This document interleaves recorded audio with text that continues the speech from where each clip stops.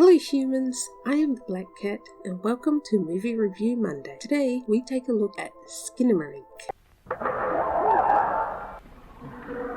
There's been a lot of chatter about this movie since its release in 2022, and opinions seem to be greatly divided. People either love it or they hate it with a passion. But because I like to avoid spoilers, I didn't look too much into it before I had a chance to watch it for myself. But I knew that a lot of people really didn't like it. The film centers around Kevin, a 4-year-old boy. Kevin has a big sister called Kaylee, and the two live with their father. There is some suggestion that the mother left, perhaps not under good circumstances, because at one point when Kevin mentions mum, Kaylee responds that she doesn't want to talk about her. One night, Kevin and Kaylee wake up to find that their dad is missing. They look for him around the house, but they don't find him. Feeling scared, they decide to sleep downstairs with the TV on. The next day, the dad is still nowhere to be found, but the kids can't leave the house because the doors and windows have also disappeared. Naturally, Kevin needs to use the bathroom, but when they find that the downstairs toilet is also disappearing, they have to go upstairs to use the bathroom. While Kevin is doing that, Kaylee notices a doll that is stuck on the ceiling. As she's looking at it, she hears a noise and goes looking to see if it's their dad, but Kevin gets scared by something that we don't see, and they go back downstairs. It's unclear how much time passes between each occurrence, which would also be the case for the kids. Because the windows are disappearing, they'd have no idea if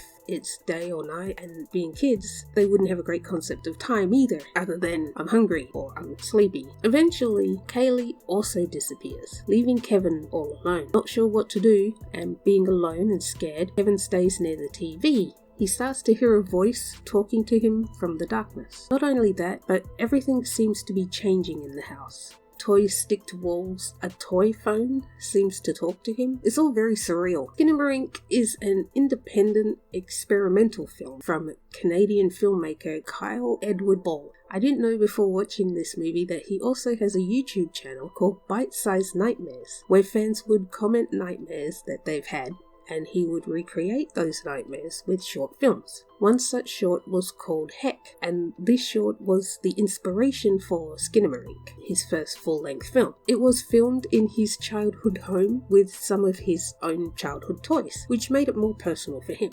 Skinamarink is an experimental film, meaning it's not your standard form of filmmaking. Most of the shots are of the ceiling or a corner of the room. There's only a couple of shots where we actually see Kevin, and even those are him facing away from the camera.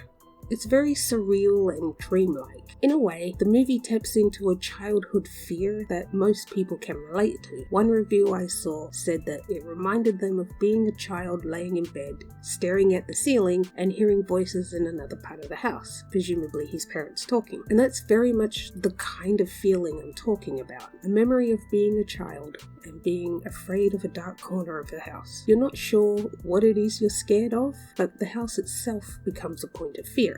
With Kevin being a small child, as an adult, the viewer will also feel scared for him. The concern that a defenseless child is in danger also taps into a primal feeling that most people can understand. The cinematography is definitely a big part of the film and making that feeling present. As I said, most of the shots were of the ceiling or a corner of the room. This definitely made the house itself feel like another character of its own. As for special effects, there was some use of special effects like the disappearing doors, which I felt worked really well. One shot, however, I felt didn't work really well was when Kevin saw his sister again. I don't want to go into too much detail, but it was a full shot of her face, basically facing the camera. I feel like that shot kinda took me out of the feeling of the movie in a way, like it was very out of place. Everything else in the movie was subtle or suggested, but that was right in your face. So I felt like it didn't work with the rest of the movie's vibe. A common critique that I see is that people found Skinamarink boring and difficult to watch because of the style. In a way,